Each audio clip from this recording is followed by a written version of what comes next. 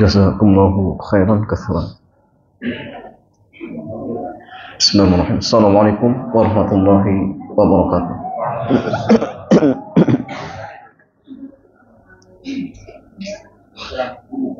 Alhamdulillah wassalatu wassalamu ala Rasulillah wa ala alihi wa sahbihi ajma'in, amma ba'd.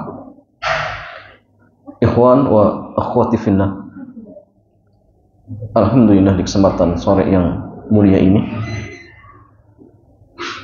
Allah Subhanahu wa taala kembali permudah kita untuk melanjutkan pelajaran kita pada kitab Fikih ASN dan Karyawan karya Al-Ustaz Aminul Bait hafizahullah jalla wa'ala. Dan tema di kesempatan sore hari ini berkaitan tentang bahasa di bagian pengadaan.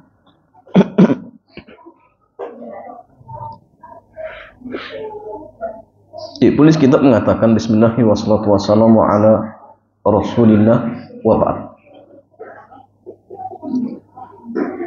Di kantor instansi pemerintahan ada bagian tertentu yang bertugas untuk pengadaan perlengkapan dan kebutuhan kantor.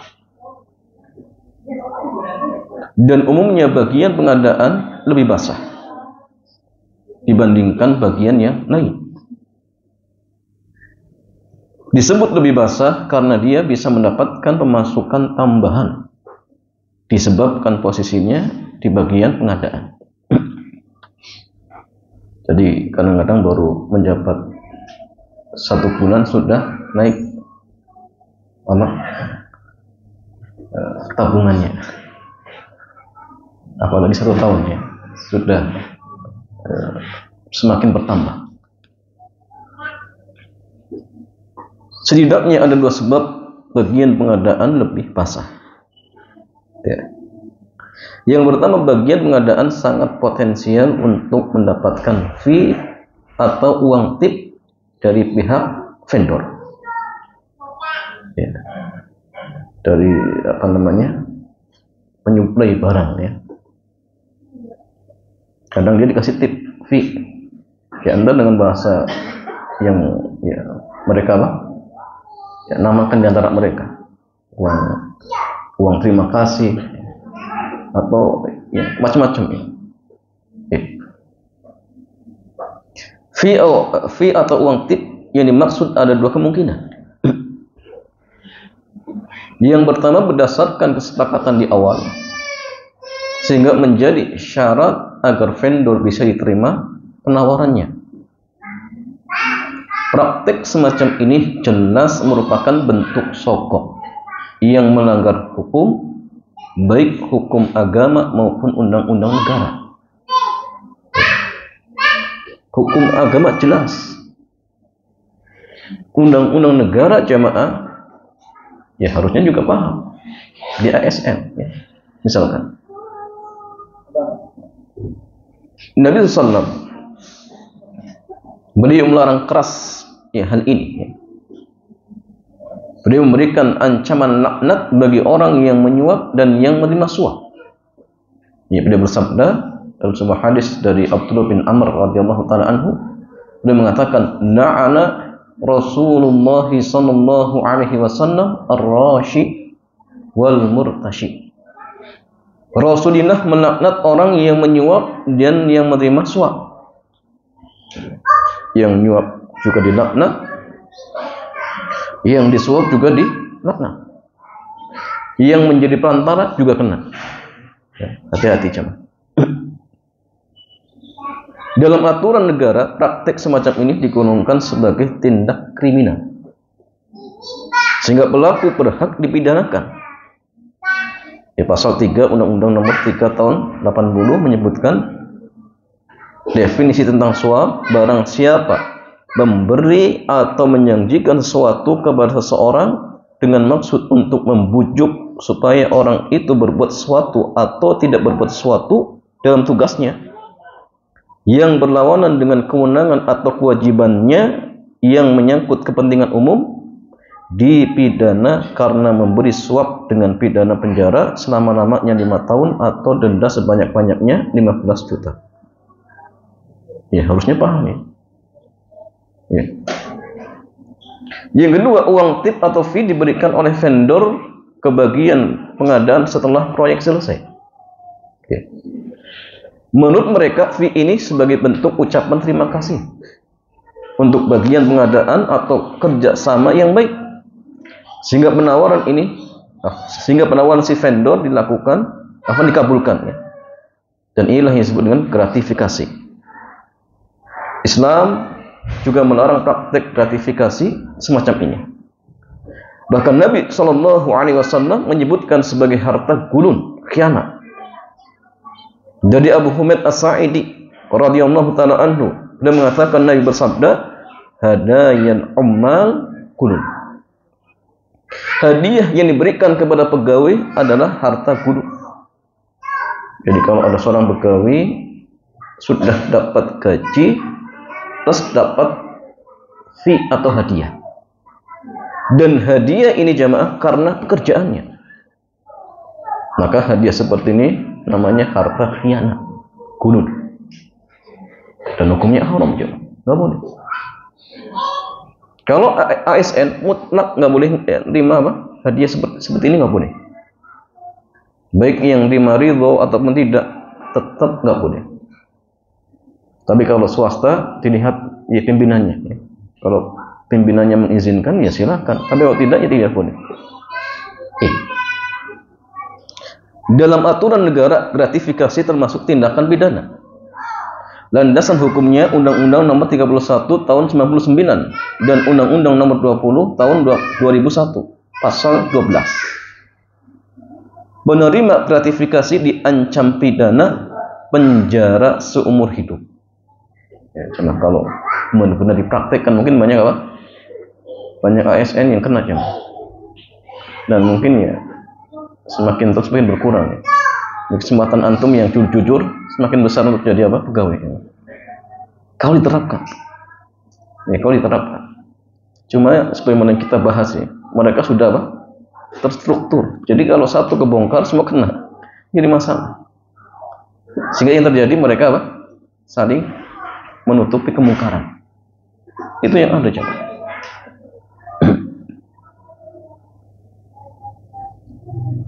Atau pidana penjara paling singkat 4 tahun dan paling lama 20 tahun dan denda paling sedikit 200 juta rupiah dan paling banyak 1 miliar rupiah. Ya. Ini yang pertama. Jadi bagian pengadaan sangat potensial untuk mendapatkan fee ya, atau uang tip.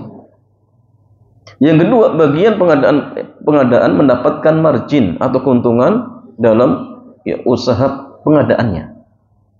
Jadi dia cari barang kemudian dinaikkan harganya. Ya. Untungnya diambil sendiri. Baik dibelikan di toko ya milik pribadinya atau toko keluarganya. Ya. Ini cara yang kedua. Cara untuk mengambil margin tersebut ada 2 keadaan.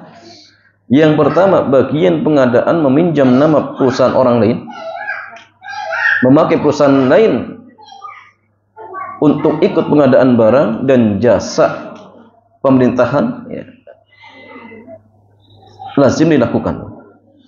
Perbuatan meminjam nama perusahaan lain untuk ikut tender pengadaan barang dan jasa ya, PBJ ya, sering juga disebut pinjam bendera perusahaan lain. Secara tinjauan syariat, praktik semacam ini termasuk bentuk penipuan. Nabi SAW beliau memberikan ancaman bagi orang yang menipu. Man ghasya falaysa minna. Siapa yang menipu maka dia bukan bagian dari kami. Ya. Secara hukum negara, pinjam bendera perusahaan lain setidaknya melanggar 3 ketentuan.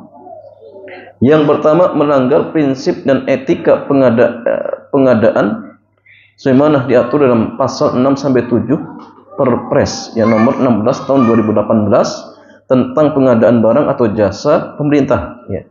Pasal 7 mengharuskan semua pihak yang terlibat PBJ mematuhi etika. termasuk mencegah pemborosan dan kebocoran keuangan negara. Ya.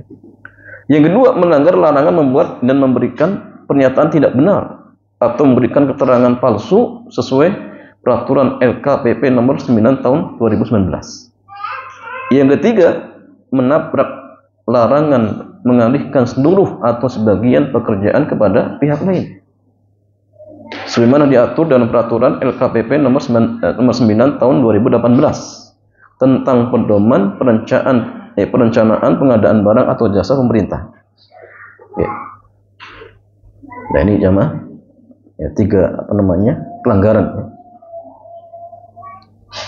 Ya, kemudian masalahnya yang kedua, keadaan yang kedua, bagian pengadaan membuat perusahaan baik atas nama pribadi maupun keluarganya untuk menjadi vendor yang nantinya akan menyuplai kebutuhan kantor, sehingga dari hasil ini dia mendapat margin sesuai yang ditetapkan. Ya. Dia yang cari barang, yang jual sendiri. Ya. Kemudian untungnya ya sesuai dengan seenaknya sendiri. Ya, kalau ingin cepat kaya ya dinaikkan ya. Ya. Untuk mengetahui hukumnya, terlebih dahulu kita pelajari skema yang berlaku ketika bagian pengadaan membuat perusahaan untuk menyediakan barang kebutuhan kantornya. Sebuah instansi X menunjuk bagian pengadaan untuk menyediakan 1 unit komputer bagi kantor. Maka dalam hal ini ada 2 pihak yang terlibat. Yang pertama, kantor instansi X, posisinya sebagai pembeli. Yang kedua, bagian pengadaan, berposisi sebagai wakil pembeli. Karena statusnya wakil, maka antara instansi dan bagian pengadaan dianggap satu badan. Ya, karena bagian pengadaan itu wakil dari kantor. Karena wakil berkedudukan sebagaimana orang yang mewakilkan. Di posisi ini, wakil mendapatkan amanah untuk melaksanakan tugas sebagaimana yang diinstruksikan oleh orang yang mewakilkan. Al-Imam An-Nawawi boleh menegaskan, lil wakalati hukmul amanah, fayadul wakil yadu amanah. Dalam akad wakalah berlaku hukum pemberian amanah, sehingga status wakil adalah orang yang mendapatkan amanah. Ya, jadi antara yang mewakilkan dengan yang diwakilkan itu satu badan. Ya. Kemudian jamaah sekalian, kita kembali kepada kasus di atas. Instansi mewakilkan si A, bagian pengadaan, untuk membelikan 1 unit komputer dengan spesifikasi tertentu. Bolehkah 1 unit komputer itu dia belikan dari tokonya sendiri, sehingga si A mendapatkan margin dari pengadaan itu? Para ulama telah menjelaskan hal ini. Dalam ensiklopedia fikih dinyatakan, "Dhahabal Hanafiyatu ila anna al-wakila bisyira'i la yamliku syira'a min nafsihi lil muwakkilihi hatta law udhina lahu lil muwakkil fi dzalika. Di anna al-huquqa fi babil bai'i wasyira'i tarji' ila al-wakil. Fayu'addi dzalika ila al-ihalati. Wa huwa an yakuna syakhsun wahidu fi zamanin wahidin musliman wa mutasalliman, ya, mutaliban wa mutaliban, wa li annahu muttahamun fi syira'i min nafsihi." Jadi madhab Hanafiyah, mereka berpendapat bahwa wakil yang diminta untuk memberikan sesuatu tidak boleh dia berikan dari tokonya sendiri untuk diserahkan ke orang yang menyuruhnya. Bahkan sekalipun orang yang menyuruh mengizinkan hal itu, "Duh, antum beli saja di toko antum," nggak masalah. Tetap nggak boleh. Madhab Hanafiyah tidak membolehkan. Karena keberadaan hak menjual dan membeli kembali kepada wakil, sehingga terjadilah pengalihan, yang mana satu orang di waktu yang sama menjadi penjual sekaligus pembeli. Jadi dia jadi wakil, ya, beli di tokonya sendiri. Berarti dia yang beli, dia yang jual. saya beli, oh ya saya terima. Itu kan masalah jemaah. Jadi nanti dia di depan etalase, Pak saya beli ya, masuk ke dalam. Oh iya, saya jual. Jadi satu orang pelakunya, ya, yang ngasih orangnya A, yang terima juga A. Di sini jemaah tuhmah. Ya. Apa tuhmah jemaah? Tuduhan. Ya. Jadi adanya tuduhan dia akan melakukan ya kecurangan dan lain sebagainya. Dan inilah kenapa tidak dibolehkan. Ya. Di samping itu ada potensi tuduhannya ketika dia belikan dari tokonya. Lanjutan kutipan dari ensiklopedia fikih, wattafaqal hanafiyatu kadzalika ala annahu la yasih syira'uhu min waladihi sagir hatta law udina lahu fi dzalik li anna dzalika syira'un min nafsi. Mazhab Hanafiyah juga sepakat bahwa tidak sah jika wakil membelikan barang itu dari anaknya wakil. Sekalipun wakil mengizinkan hal itu, karena itu sama halnya membeli dari diri sendiri. Kemudian lanjutan kutipan tersebut, wa indal malikiyah fil mu'tamad, ya, wal hanabilatu fil madhabi. Ini istilahnya, istilah madhab. Jadi kalau Malikiyah itu pendapat yang rajih namanya mu'tamad. Tapi kalau Hanabilah ya fil madhab, pendapat madhabnya. Syira'ul wakil li muwakkili mimma yamlikuhul wakil la yasih. Li'anna al-'urfa fi syira'i syira'ur rajuli min ghairi.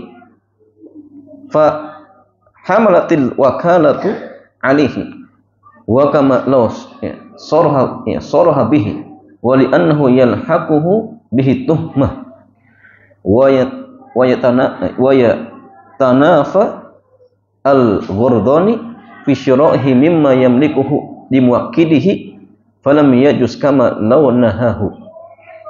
Menurut pendapat yang menjadi acuan dalam madhab Malikiyah serta pendapat madhab Hanbali, mereka menjelaskan tidak sah ketika wakil membelikan barang untuk yang mewakilkan dari milik pribadinya. Karena dalam tradisi jual beli, seseorang itu beli dari orang lain. Akad wakalah dipahami seperti ini. Termasuk juga ketika wakil terang-terangan juga tidak boleh. Dikatakan, tapi saya beli di toko saya sendiri ya. Tetap nggak boleh. Di samping itu akan ada potensi tuduhan serta bertentangan dengan fungsi posisi masing-masing. Ketika dia membeli dari miliknya sendiri untuk ia mewakilkan, karena itu hukumnya dilarang.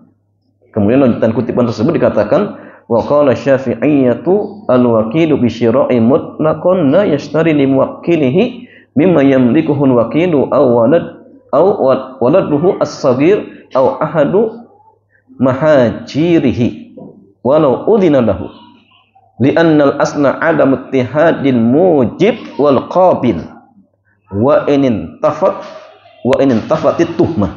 Ya. Mazhab Syafi'iyah mengatakan wakil yang disuruh untuk membeli, dia tidak boleh membeli barang miliknya untuk diserahkan ke yang menyuruh atau yang dimiliki oleh anaknya atau kerabatnya meskipun diizinkan oleh yang mewakilkan. Karena pada asalnya antara pihak yang memberi ijab dan pihak yang melakukan qabul tidak boleh berada di satu orang meskipun potensi tuduhan tidak ada. Jadi karena ittihadul mujib wal qabil, maka di sini nggak boleh ada kesamaan antara yang melakukan ijab dan yang qabul, orangnya satu. Ini nggak boleh. Walaupun itu anaknya, ya dianggap satu sama.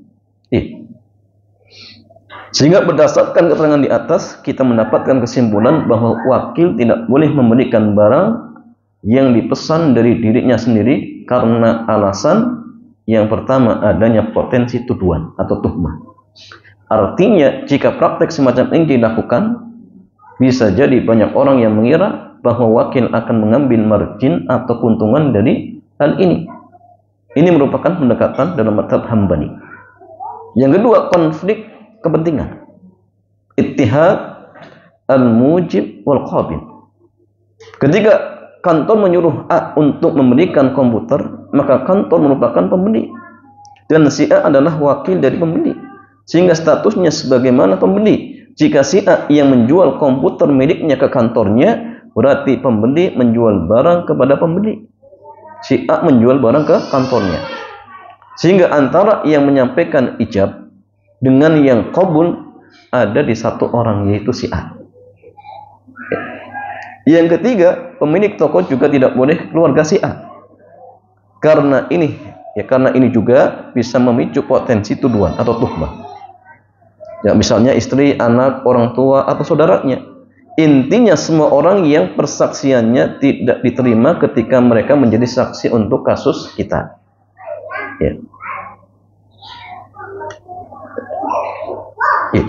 Jadi jamaah sekalian, secara syariat tidak boleh. Bagaimana dengan tinjauan undang-undang kita? Kita lihat. Dalam undang-undang negara kita, memperkaya diri sendiri dengan memanfaatkan proyek negara seperti yang dilakukan bagian pengadaan bisa dijerat dengan pasal tipikor. Dalam Undang-Undang Nomor 31 Tahun 99, sebagaimana diubah dengan Undang-Undang Nomor 20 Tahun 2001, Pasal 2 ayat yang pertama berbunyi, setiap orang yang secara sengaja melawan hukum melakukan perbuatan memperkaya diri sendiri atau orang lain atau suatu korporasi yang dapat merugikan keuangan negara atau perekonomian negara dipidana penjara dengan penjara seumur hidup atau pidana penjara paling singkat 4 tahun. Kemudian di pasal yang ketiga dinyatakan setiap orang yang dengan tujuan menguntungkan diri sendiri atau orang lain atau suatu korporasi menyalahgunakan kewenangan, kesempatan atau sarana yang ada padanya karena jabatan atau kedudukan yang dapat merugikan keuangan negara atau perekonomian negara dipidana dengan pidana penjara seumur hidup atau pidana penjara paling singkat 1 tahun. Jadi salah syariat jelas nggak boleh, secara undang-undang pun tidak boleh. Tapi ya, yang jadi masalah banyak yang melanggar ya, Pak. Ya. Dan mereka berani kenapa? Mereka sudah apa? Ada apa namanya sistem. Ya. Antum yang mungkin ASN paham ya. Ya, ASN paham. Bahkan yang jujur pun akhirnya apa? Ya, kecipratan juga. Ya walaupun nggak diambil, tapi ya tadi, kalau sudah sistemnya seperti itu dari nenek moyang. Dari dulu seperti itu jam. Sehingga kasihan orang-orang yang jujur itu kasihan. Jadi sekalian mengaca kebijakan Umar. Ketika sahabat Umar bin Khattab radhiyallahu taala anhu menjadi khalifah, beliau banyak memberikan peringatan dan larangan bagi para pejabatnya untuk melakukan bisnis praktis seperti berdagang atau impor barang untuk dijual ke negara Islam. Karena ada potensi tuduhan di masyarakat bahwa pejabat ini akan memanfaatkan jabatannya untuk menguntungkan diri sendiri. Ketika beliau menunjuk Abu Musa al-Ash'ari sebagai gubernur Irak, beliau berpesan, la tabi'anna wa la tabta'anna. Janganlah kamu berdagang dan dengan melakukan jual beli, jangan. Demikian pula ketika beliau menunjuk Syuraih sebagai qadhi atau hakim, beliau melarangnya untuk melakukan bisnis praktis. Karena khawatir ketika seorang pejabat melakukan bisnis praktis, saat dia menjadi pejabat, dia tidak bisa bersikap bijak, tidak menegakkan aturan dengan benar disebabkan adanya banyak kepentingan. Mis'ar meriwayatkan bahwa Umar pernah mengatakan, la yuqimu amrullahi subhanahu jalla wa ala illa man la yusani'u wa la yudari'u wa la yattabi'ul matami'. Tidak akan bisa menegakkan aturan Allah Jalla wa'ala kecuali orang yang tidak basa-basi dalam kebenarannya, tidak membuat bias aktivitasnya dan tidak menuruti orang yang rakus. Ya. Bahkan Amirul Mukminin membuat ketentuan kaidah sebagaimana yang diriwayatkan oleh Sulaiman bin Musa. Kata Umar bin Khattab radhiyallahu taala anhu, "Anna tijaratan amir fi imaratihi khasaratun." Umar bin Khattab radhiyallahu taala anhu menulis surat bahwa perdagangan yang dilakukan pemerintah selama masa jabatannya adalah kerugian. Ya. Sehingga semua orang yang mengakui sosok Umar adalah pemimpin yang ideal, betapa jauhnya jika kita bandingkan dengan penguasa di zaman sekarang. Terkadang di antara mereka menggunakan aji mumpung masih berkuasa, dia manfaatkan banyak kebijakannya untuk mendukung bisnisnya. Termasuk di antaranya adalah saham kosong di sebuah perusahaan asing maupun swasta. Ya, naik jadi gubernur, ya, kemudian ditulis dia punya saham, padahal nggak ada. Ya. Semoga kisah Umar menambah pencerahan bagi kita untuk membangun sistem pemerintahan dan sosok pemimpin masyarakat yang lebih baik. Ya. Demikian Allah Ta'ala a'lam. Sehingga jamaah sekalian, kalau misal kita sebagai karyawan atau tepatnya ASN, maka ya harus amanah. Ya, tidak boleh apa? Tidak boleh dalam artian aji mumpung menjabat kemudian apa? Ya, manfaatkan untuk apa? Kepentingan pribadinya. Itu nggak boleh, jangan. Karena ingat segala ucapan dan tindakan kita kelak akan dimintai pertanggungjawabannya oleh Allah. Nah, sehingga ya, siapkan jawaban terbaik. Ya, maka hati-hati jemaah. Jangan gara-gara sedikit ya, ambisi untuk mendapatkan suap nasi, kemudian kita mengabaikan apa jemaah? Kehidupan akhirat. Jangan. Karena harta yang kita usahakan, ya, sekali lagi bukan justru menambah kita apa? Keberkahan, tetapi apa? Azab. Nah, sehingga hati-hati. Ya, jadilah orang yang amanah, ya, sehingga hartanya barokah, kemudian kerjanya juga barokah seperti itu, sehingga mendatangkan kebaikan bagi dirinya dan keluarganya seperti itu. Wallahu ta'ala a'lam bis-shawab.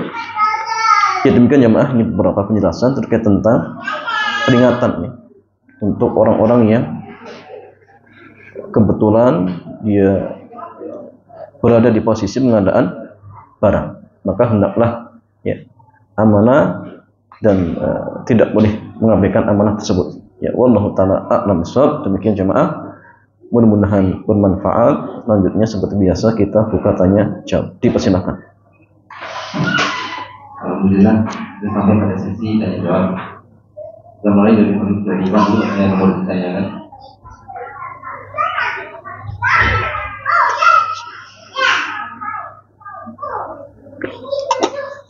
Bismillah, izin bertanya Ustaz terkait dengan sampel atau contoh.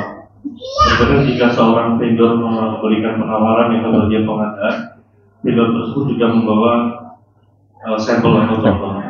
Kadang ada yang bentuknya barang, ada juga yang bentuknya makanan, misal bakery.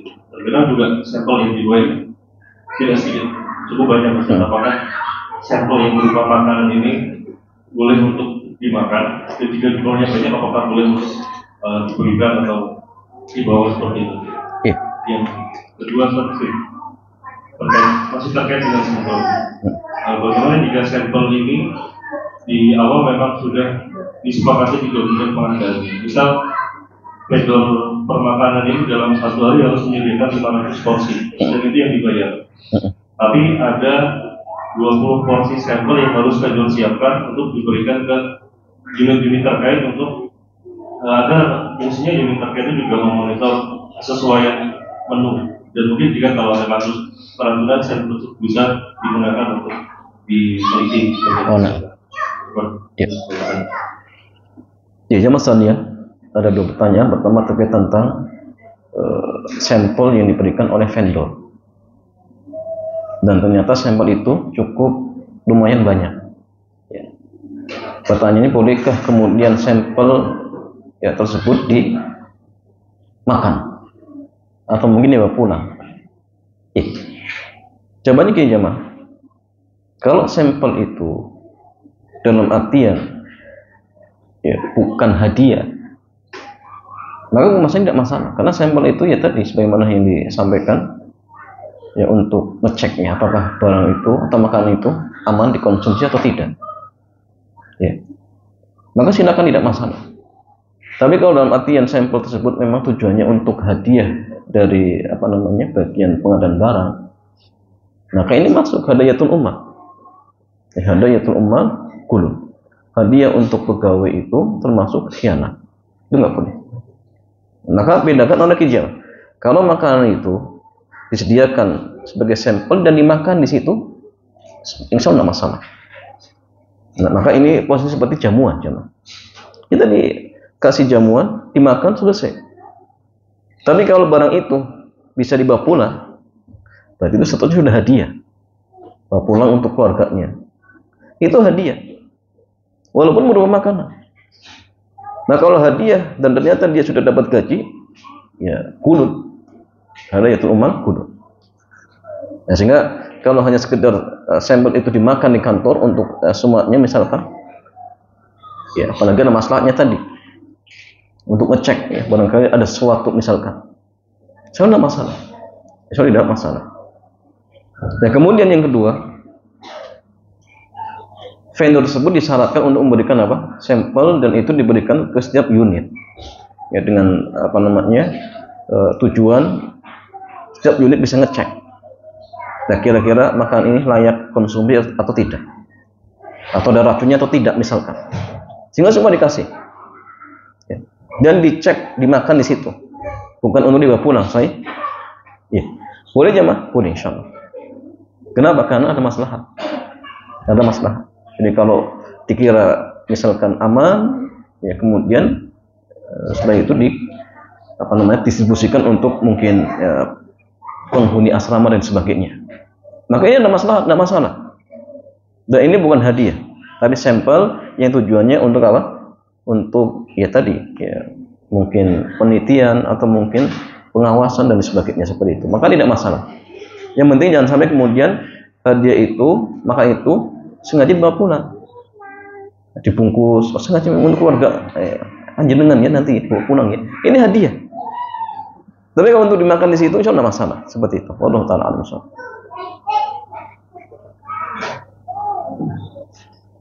Baik, pertanyaan berikutnya. Saya mengikut lomba dan mendapatkan hadiah karena menang. Saat dibuka ternyata di dalam hadiah itu ada stiker salah satu KM. Apakah hadiah tersebut termasuk uang? Dan apa yang harus saya lakukan dengan barang tersebut? Pertanyaannya, ini lomba apa dulu? Lomba itu ada yang dibolehkan, ada yang nggak dibolehkan. Kalau lombanya nyanyi ya jelas nggak boleh sudah di awal. Lombanya apa dulu jemaah? Kalau lombanya dalam artian yang diharamkan, sudah dari awal lombanya sudah nggak boleh. Berarti hadiahnya sudah jelas nggak boleh. Tapi kalau hadiahnya dibolehkan, contoh hadiah lomba apa? Hafal Quran. Lomba hafal Quran ternyata menang.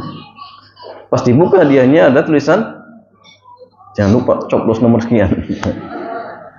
Awalnya nggak tahu jemaah, nggak tahu. Ya. Tiba-tiba ada hadiah seperti itu. Bolehkah diterima? Boleh tidak jemaah? Karena nggak tahu, nggak masalah. Itu kan hanya permintaan saja. Ya. Tidak dari awal kemudian kalau kamu ikut lomba ini syaratnya harus pilih saya. Oh ini nggak boleh, namanya sokok. Namanya sokok. Ya. Karena ya tadi Istilahnya apa jemaah? Serangan fajar apa namanya? Pokoknya itulah. Kampanye seperti itu kan nggak boleh jemaah. Atau negara nggak boleh. Jadi kalau kemudian dia memberikan hadiah tujuannya untuk membenarkan kebatilan, namanya sokok. Yang terima pun diancam neraka, ya, atau dilaknat ya tadi jemaah sekalian. Ya, dilaknat oleh Rasulullah. Yang memberi juga dilaknat, yang terima dilaknat, nggak boleh. Tapi ini kan nggak tahu, dikira lomba biasa, misalkan. Ternyata pas dibuka ada stiker dan sebagainya. Maka hukum asalnya hadiahnya insya Allah tidak masalah. Karena memang dari awal tidak ada persyaratan. Oke. Maka ya jangan dipilih. Ya jangan dipilih. Tapi kalau dari awal sudah dipersyaratkan seperti itu, maka tidak boleh. Karena ini termasuk sokok menyokok seperti itu. Tapi dengan catatan tadinya, lombanya adalah lomba yang diperbolehkan seperti itu. Wallahu a'lam.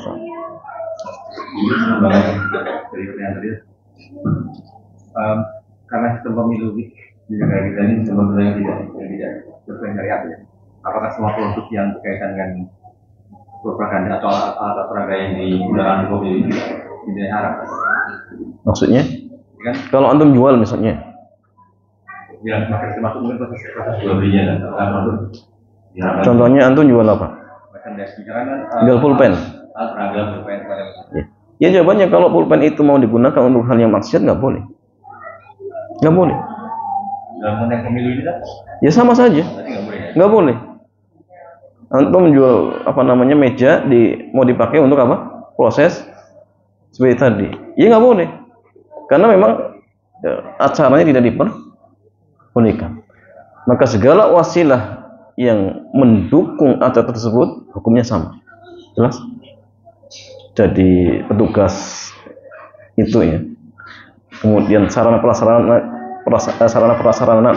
yang kita jual misalkan, kita tahu untuk dipakai seperti itu, ya sama saja. Nggak boleh. Wallahu ta'ala a'lam bishawab. Dari kemudian Ya, Ustaz, mau nanya dua hal. Yang pertama, bagaimana jika vendor memberikan THR? Itu pertama. Yang kedua, bagaimana jika perusahaan menghadiahi karyawannya produk jadi dari perusahaan tersebut? Perusahaan itu? Ya. Di tempat dia kerja? Nah. Ya. Ya, jamaah sekalian, bagaimana hadiah THR dari vendor untuk karyawan perusahaan? Apakah dibolehkan? Jawabannya nggak boleh. Dan ini termasuk apa? Gunung. Hadayatul ummal gunung. Sama. Ya. Apalagi karena dia sebagai pengadaan barang, sehingga pas lebaran dikasih parcel dan sebagainya, itu nggak boleh. Itu nggak boleh. Ya. Yang kedua, bagaimana kalau hadiah itu memang dari kantor? Misalkan kerja di pabrik roti, kemudian pas lebaran dikasih roti, boleh tidak? Boleh, nggak masalah. Karena ini murni hadiah dari atasan. Sehingga jamaah, hadiah dari atasan itu hukumnya boleh. Ya, tapi kalau bawahan ke atasan ini nggak boleh. Ya, jadi kalau atasan ke bawahan boleh, tapi kalau bawahan ke atasan tidak boleh. Kenapa? Ya tadi khawatir ada unsur sokok menyokoknya. Karena bawahannya dia sering ngasih hadiah, sudahlah terlambat dikit biar nggak masalah. Dia sering ngasih hadiah. Kalau pas gajian nggak lupa saya dikasih uang. Akhirnya kalau terlambat dibiarkan. Nah itulah potensi seperti ini ditutup, nggak boleh. Makanya kalau hadiah dia di bawah nggak boleh. Ya. Kecuali hadiah ini untuk pemilik perusahaan. Boleh gitu ya, Mas? Boleh. Ya. Kenapa? Ya potensi tuhmanya nggak ada. Perkara kemudian bosnya membiarkan dia terlambat, ya rugi dia sendiri. Baik perusahaan mana masalah. Tapi kalau dalam artian atasan dia dan bukan pemilik, maka ini tidak dibolehkan. Ya, karena khawatir terjadi khianat seperti itu. Tapi kalau dari atasan mutlak dibolehkan seperti itu. Dalam artian atasan yang memang ini kebijakan kantor. Baik. Atau dari atasan kita yang bukan pemilik kantor, boleh tidak? Boleh. Kenapa? Karena bisa memotivasi. Ya, kalau atasan ngasih anak buahnya, akhirnya semakin rajin. Itu tidak masalah. Apalagi mungkin dia sampaikan, nanti kalau kamu nggak pernah terlambat, saya kasih bonus. Lebih baik. Ya. Itu lebih boleh lagi seperti itu. Wallahu ta'ala a'lam bishawab.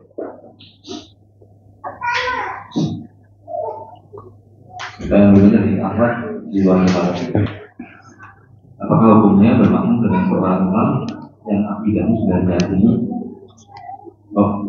akhirnya dia mengakui bahwa kelak akhirat mengingkari bisa melihat Allah. Apa yang demikian, apa yang orang yang mereka tersebut masih muslim kan? Jadi maksudnya apa hukum orang yang mengingkari bahwa di akhirat itu apa? Tidak bisa melihat Allah. Apa kemudian orang sebenarnya dianggap sudah jatuh kafir? Jawabannya dilihat jemaah. Pemahaman seperti jelas pemahaman yang misi akidah Ahlussunnah wal Jamaah. Karena akidah Ahlussunnah wal Jamaah meyakini kita akan melihat Allah di dua tempat. Di mana jemaah? Di mahsyar ketika dikumpulkan. Ya, kita melihat. Cuma memang di sini sama pendapat apakah semua melihat atau hanya orang-orang mukmin. Tapi yang tepat semua melihat. Cuma bedanya gini. Kalau mukmin dia melihat Allah dengan apa? Dengan penuh keriduan. Tapi kalau kafir dengan kemurkaan. Ini di mahsyar. Kemudian yang kedua di surga. Dan ini khusus untuk orang-orang yang beriman yang masuk surga. Ya. Kemudian ada orang yang mengingkari, misalkan. Maka dilihat apakah ada penghalangnya, dalam artian syubhat ada tidak. Kalau tidak ada, kemudian sengaja mengingkari, padahal dalilnya sahih misalkan, ya mungkin saja bisa jatuh. Tapi sekali lagi tidak bisa kita dalam artian langsung jatuhkan dia kafir, kecuali kalau sudah hilang apa? Penghalangnya. Maka tugas kita apa? Iqamatul hujjah. Sampaikan dalilnya, ya.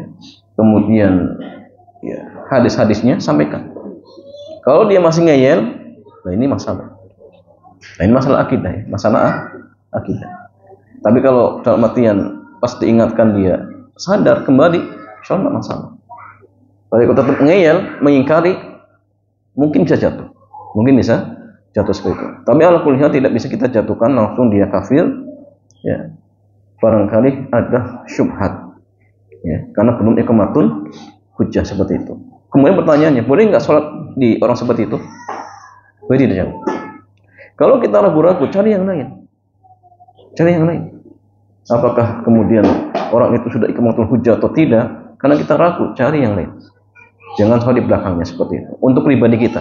Tapi untuk menghukumi dia langsung jatuh kafir, belum bisa. Ya, belum bisa. Kecuali kalau sudah iqamatul hujjah seperti itu. Tapi untuk diri kita sebagai tindakan kehati-hatian, jangan sholat di belakang orang seperti ini. Wallahu ta'ala a'lam.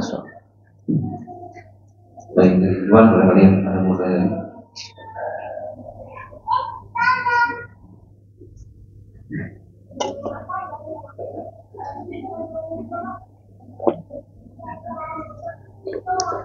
Pertanyaan dari Al-Qaeda. Assalamualaikum warahmatullahi wabarakatuh. Seperti saya takut apabila di akhirat kelak tidak bisa menjawab pertanyaan di hadapan Allah atas dosa-dosa yang saya lakukan. Bagaimana agar Allah menolong kita agar dosa-dosa kita diampuni? Dan saya takut berulang kali berdosa, namun saya telah berulang kali berdosa, namun saya berusaha betul-betul bertobat. Pertanyaannya maksudnya?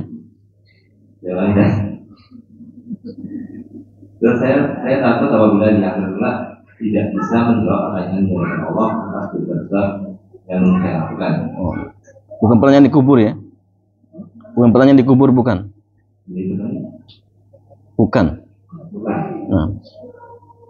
Bagaimana agar Allah menolong kita agar dosa-dosa kita diampuni?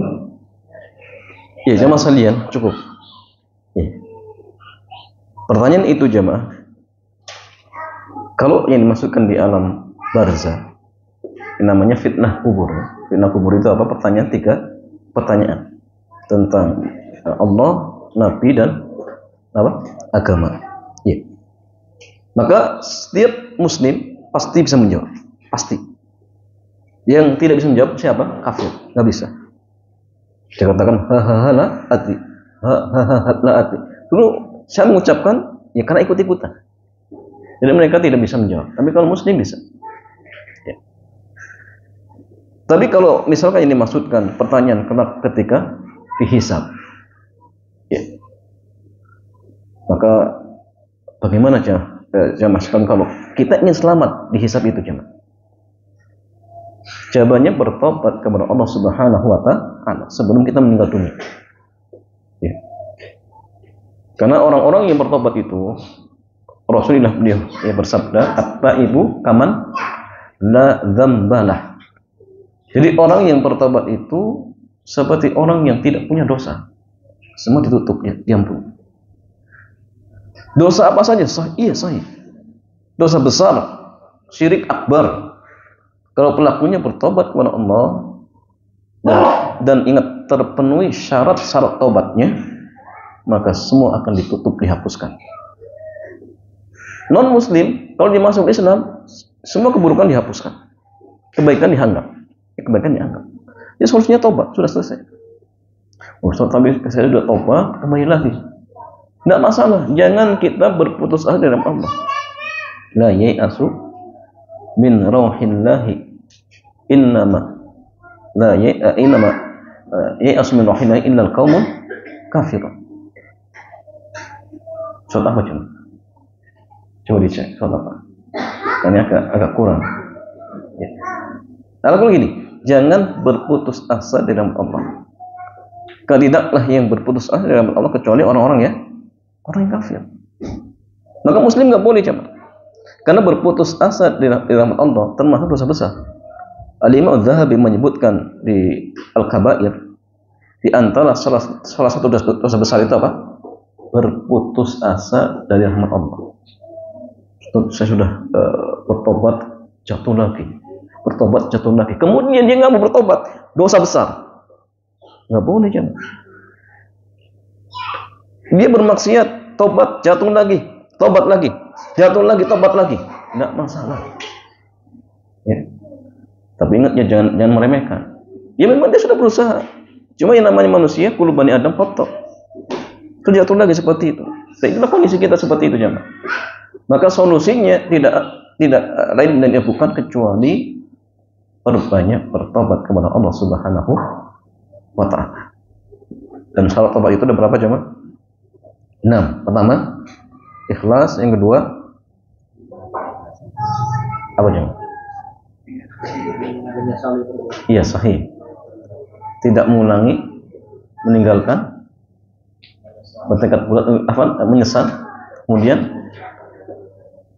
bertobat ketika waktu tobat masih diterima. Ya, kemudian kalau maksiatnya terkait dengan anak Adam, wajib minta dihalalkan. Kalau ini terpenuhi, maka tobat kita insya Allah diterima oleh Allah. Sebesar apapun maksiatan kita. Antum pernah membunuh 1000 orang, pernah berzina 1 juta orang. Bertobat kepada Allah, diterima oleh Allah. Maka alangkah ruginya kalau misalkan kita tidak memanfaatkan tobat ini, coba. Tobat. Nabi saja yang dijamin apa? Surga.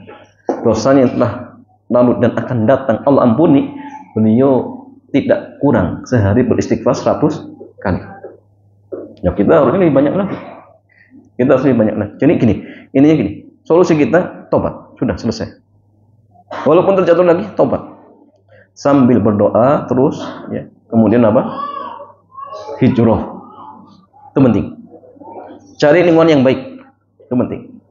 Kemudian ingat belajar ilmu agama. Karena orang yang hijrah tetapi nggak mau belajar ilmu agama, biasanya kembali lagi. Jadi cari lingkungan yang baik. Ya. Sambil mendalami dasar-dasar agama, itu penting jemaah.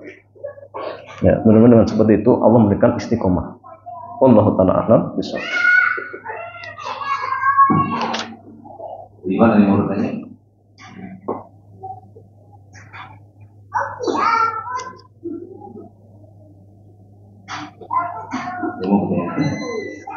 Dulu ketika kami masuk dengan beberapa proyek di Santosa, saya pernah mendapat tender atau pekerjaan yang sudah jelas. Saya pernah mendapat pekerjaan yang bisa dihitung keuntungannya karena sudah harga itu belum disahkan. Dan untuk mencari modalnya, saya menawarkan ini ke teman-teman yang ada di luar, menawarkan teman-teman menjadi pemberi modal. Apakah ini termasuk yang termasuk dalam catatan? Jadi antum dapat tender. Ya, tender perusahaan dari perusahaan. Tapi gandeng karyawannya. Ya, saya mencoba. Kenapa dengan karyawannya? Jadi gampang aja. Karena tapi ini bukan bagian yang lain, bukan di bagian yang lain. Pengadaan bukan. Bagian yang lain. Dan ada beberapa bagian yang seperti itu. Saya maksudnya tidak melalui peranggalan atau bukan melalui yang kira-kira ada beberapa. Jadi kita kenalkan misalnya sering menukar posisi karyawannya. Dan itu kan kami punya ada. Kemudian kami daripada saya mencari modal di tahun yang lebih waktu kita belum menawarkan modalnya kepada teman-teman yang ada di bentuknya. Ya boleh ya jamaah. Kalau menurut Umar nggak boleh tadi. Umar itu melarang pegawai itu nggak boleh bisnis apa praktis. Kalau Umar ya. Tapi kalau secara aturan jamaah, dalam artian seorang dia bekerja sama dengan pegawai. Ya. Dan pegawai itu memang tidak ada kaitannya dengan kerjaan antum misalkan. Apakah dibolehkan? Ya. Jawabannya gini. Bagi pegawai itu boleh atau tidak dia dalam artian melakukan bisnis? Boleh tidak? Boleh. Kalau boleh tidak masalah. Ini murni dalam artian ya hanya sekedar bisnis di luar jam kerja. Kan tidak saling menyita kerjaan dia kan? Artinya mungkin antum datangnya juga pas di luar jam kerja. Maka ini murni dalam artinya kerjasama saja. Ya, dengan catatan tadi tidak ada embel-embel ya. Ya, kalau misalkan antum kalau mau setelahnya tendernya bisa lolos dengan catatan harus gandeng satu orang. Nah, ini nggak boleh. Tapi kalau tanpa ada hal seperti ini dan murni memang kerjasama, maka ini tidak masalah. Insya tidak masalah seperti itu. Allah Ta'ala alam. Ya, demikian jamaah, mudah-mudahan kajian di kesempatan pagi hari ini bermanfaat. Kita tutup subhanakallahumma bihamdik asyhadu an la ilaha illa anta astaghfiruka wa atubu ilaik. Assalamualaikum warahmatullahi wabarakatuh.